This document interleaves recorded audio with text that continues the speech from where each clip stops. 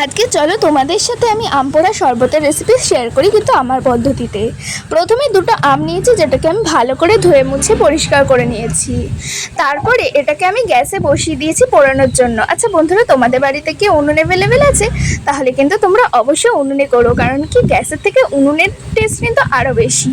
তারপরে বাইরের যে পোড়া পাল্পটা আছে ওটাকে আমি আলাদা করে নিয়েছি। আলাদা করে নেওয়ার পরে আটিটার থেকে যে পাল্পটা আছে ওইটাকে আমি আলাদা করে নেব এবং দিয়ে দেবো একটা জারে, যেখানে আমি এই শরবতটা বানাবো।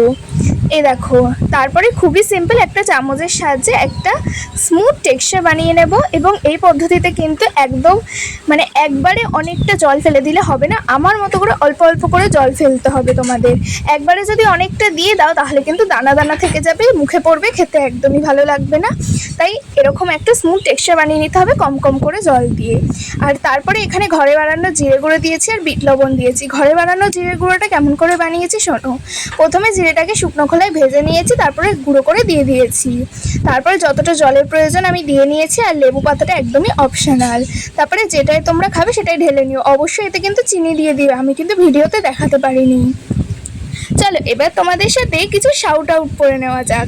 এখানে মাই লাইফস্টাইল 7097 থেকে আমাকে লিখেছে, দারুণ হয়েছে দিদি, থ্যাংক ইউ তোমাকে। আর এখানে পারভিনা মনু বলেছে অনেকগুলো লাভ, তোমাকেও আমার তরফ থেকে অনেকগুলো লাভ রইলো।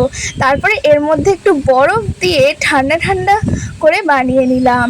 আচ্ছা তোমাদের এই রেসিপিটা কেমন হলো আমাকে কমেন্ট করে জানাতে ভুলো না। আর যারা যারাই কমেন্ট করবে তাদের নামটা কিন্তু লিখে যেতে ভুলো না। দারুণ হয়েছিল খেতে। বাই, হর হর মহাদেব।